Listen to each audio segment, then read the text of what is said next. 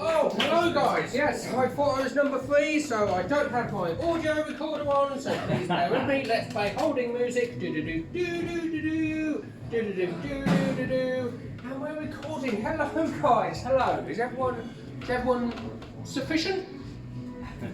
Oh, take that as a yes. Yeah. Yeah, it's very nice to be here, guys. Yeah, been having a stressful day. Yeah, had to visit the dentist because I hurt my teeth. Turns out those poles above barbershops aren't made of candy. Yeah. I was at a hospital and I met this guy who was a massive fan of The Simpsons. Though thinking about it, he might have just had jaundice. Yeah, all the jokes are like this, guys, so just get on board now. There's no story, nothing's connected. Yeah, gonna do some new things, guys, and these messy bits of paper.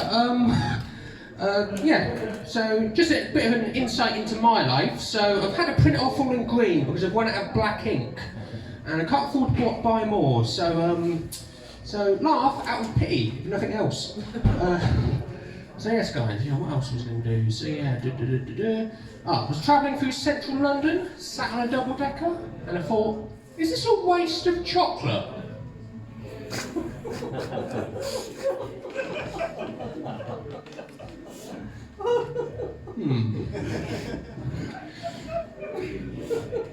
Yeah, the world's a confusing place. For example, why do I get arrested every time I try to build a fire at a fire assembly point?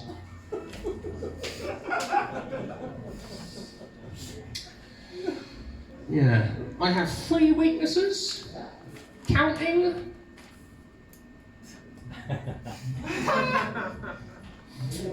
Anyway, I live in a warehouse. It's a lot like a regular house. Except every full moon it changes into a different building.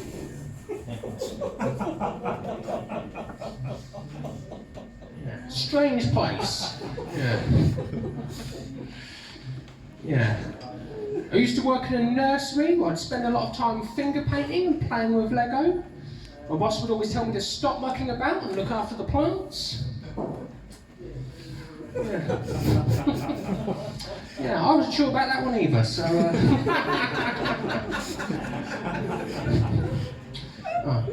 My nan used to say, an apple a day keeps the doctor away. Yeah. She ate 4 iPads before she died. Sad story. Yeah, I got offered a job today as a pharmacy dispenser. So if you want a pharmacy, let me know and I'll drop one off.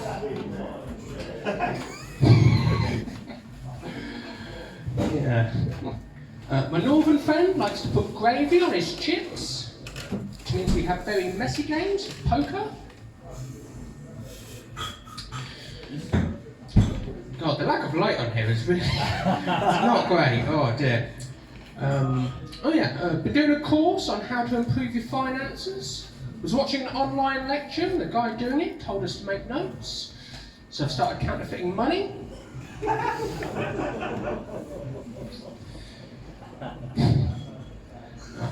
When I was a kid, I'd often embarrass myself. I think the worst moment was when I called my mum teacher. Really embarrassing, yeah. Yeah. It was only after 10 minutes of trying to eat noodles with a chopstick that I realised I was probably wrong about the meaning of the word. Shit, I just messed the joke up. I said chopstick when I was meant to say axe, and chopstick was meant to be the punchline. Seeing is the process here, people. Oh dear. I don't think that would have been worth it anyway, to be honest. Let's be clear. But yeah. Was at a zoo and there was this guy there rattling the side of the tiger cage, which I didn't think was cool. I said, mate, you've fallen in, you can get yourself out.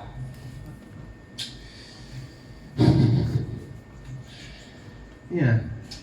Apparently, when you get a prostate exam, the doctor sticks a finger up your bum. Which sounds like a waste of a chocolate biscuit. Just had to pay a massive bill. Tall guy came to my door and said, "My name's William, give me 50 quid. Oh, I like that one, but there we go. Time flies when time is the name of your budgie.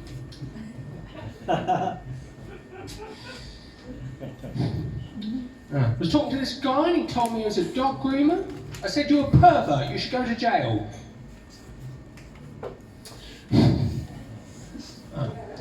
My parents actually have 8 dogs. They're severely inbred. My parents, that is.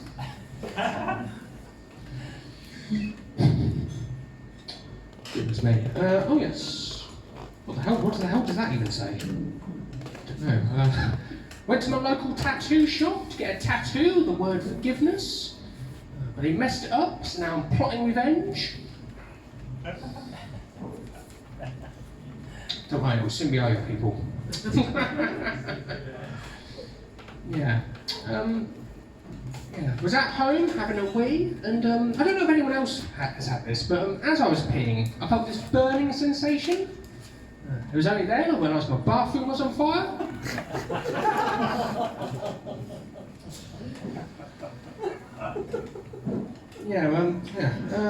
I don't need it for the next bit, but I live in South London, guys. I don't know if anyone else lives in South London here, but the thing about South London is it has a lot of chicken shops.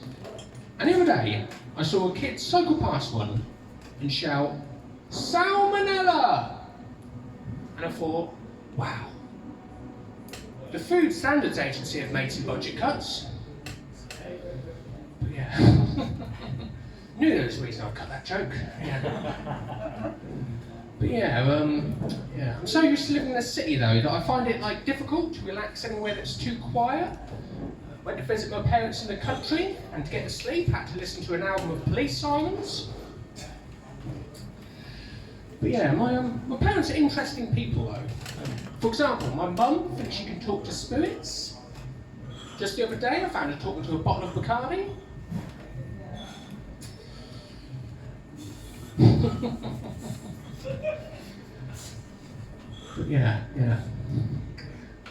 My parents also have a swear jar, which I hate because it always tells me to fuck off.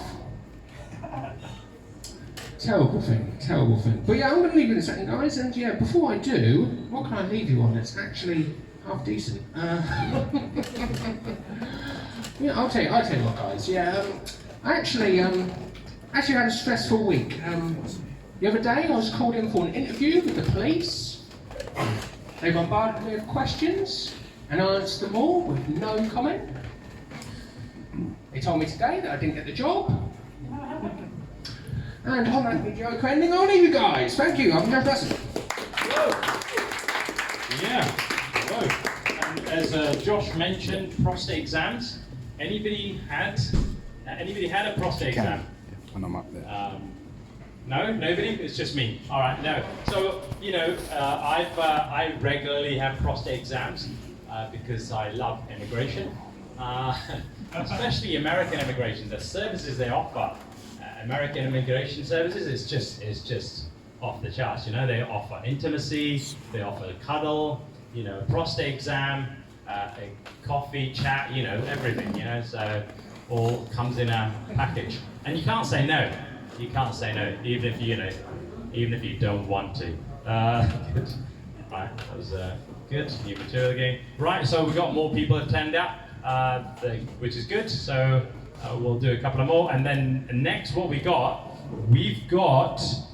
Sham Ahmed. This is his first time on stage, so can I have a massive round of applause for Sham? Yeah.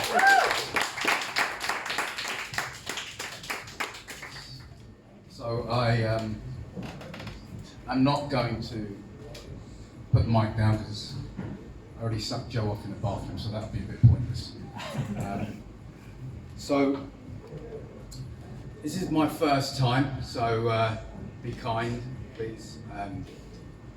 BML and all that, Brown Lives Matter, something like that. So I'm going to start off with sharing a little something from my childhood. So I grew up in Surrey, and about 10 years of age, I had a little bit of racism that I was exposed to. So I was the only brown kid in my school, one of them. I'm pretty sure I was the only brown kid because I don't remember anybody else being brown. So one of the things kids said to me one day was, why have Pakistan never won the World Cup? And I was like, okay, so why have Pakistan never won the World Cup? You tell me. Because every time they get a corner, they build a shop on it. Thank you. And so there was another thing they said to me. So they said to me, what do you call a Paki without a car? I don't know. What do you call a Paki without a car? Unemployed. Cheers. Okay, so I'll just mention this. I'm not even Pakistani, but for some reason, all brown people in Surrey are Pakis. I don't know where that comes from, but yeah. So another thing they said to me, and I don't know why they said this to me, but apparently at 10 years old, I was the breadwinner of the family. And because I was brown, I was poor. I was poor, but they didn't know that. So they said to me, your family are so poor that you have to leave the fridge open for the ants just so you guys have something to eat. So anyway, now we've opened the door to a little bit of racism. Let's go a little bit further, and I'm going to share a little experience that I had and a story from my childhood. Again, when I was 13, so we're moving on a few years, I was a little shit, right? And I hung out with this little shit called Andre. And he was a black kid, and he travelled from London to see me. And so we were both little shits together, and we got up to mischief, basically. And so he had to travel on the train to come down to spend time with me, and because he had to travel on the train and spend a little bit of money, we used to have sleepovers. So we used to stay at my house for 2 to 3 days at a time. And we used to get arrested, right? We used to get arrested because we were little shits, basically, right? So after a while, my dad, bless his soul, 68 to 70, he was around the time, had me when he was quite late, baller, and he was really unwell, right? He had arthritis, and he had diabetes, and unfortunately, he died, of lung cancer some time after that. So, unfortunately, he also had me as a son. Poor guy. So, we started getting arrested together, and he said to me, right, that's it, no more. You and Andre, you can't hang out together anymore, and he can't stay at the house anymore, right? And he was like one of my only friends at the time, and my best friend. So I pleaded with my dad, and I pleaded with him, please let Andre stay. He's my only friend, he's one of my only friends, and he's my best friend. And it was a no, and a no, and a no. And then I thought I'd just keep asking. So he said no, and he said, stop asking me. I decided I was gonna ask him one more time. So I did. I said, Dad, please, can Andre stay? No, I don't want that African shit at my house. Old people, when they get to a certain age, have no filter, right? So I was kind of like, okay, so I guess that's gonna be a no. I'll let him know, yeah? So anyway, I've got another friend, right? He's about the same age, roughly around the same age. He was from Mauritius. He was an uncle type figure. No pedo shit. He was just like an uncle to me, right? So basically, we were out in London. We spent the day in London, doing a bit of shopping and whatnot. And it just happens that I think a few weeks before this, he had a fire at his flat. So he had a fire at his flat, and so he had the door replaced. And let's give you a little bit of a flavour of the kind of character, sweetest guy. You know, as I said, he was an uncle type figure to me. So we're on the way back, and you know, it's been a long day, and I'm talking about how it's going to be nice to relax when I get home, etc., etc. And you're going to have to excuse my atrocious Mauritian accent, but you know, just work with me. So we're on the way back, and I'm like, yeah, I can't wait to get back, relax, you know, just put my feet up and watch some TV. And so he's like, yes, I cannot wait to get back and take my underwear off. Your underwear? Yes, I detest the cunt. And I'm like, your underwear? Yes, I detest these cunts. Right? I was like, okay, so this guy obviously doesn't like underwear. Okay, fair enough. So the kind of character that you're dealing with. Again, you get to that age, you have no filter, right? So we get home and to his place, and he's had the door replaced, right? So there's 4 screw holes, right? And there's only 3 screws. So I point out to him, you've got one of your screws missing. And he says to me, yes, they sent one Polish cunt. I was like, sorry? Yes, he was a cunt. I was like, isn't that a little bit racist? No, he was a Polish cunt. I kind of like Polish people. Yes, but they are cunts. Okay, so I guess we won't be talking about Polish people anymore. So again, no filter, but when you get to that age, you know, I guess it's just that way, isn't it? And I find it hilarious, you know. I actually do know these people, and I kind of found it interesting that he was like that. Because in the 60s when he came, he must have gone through some shit as a coloured man.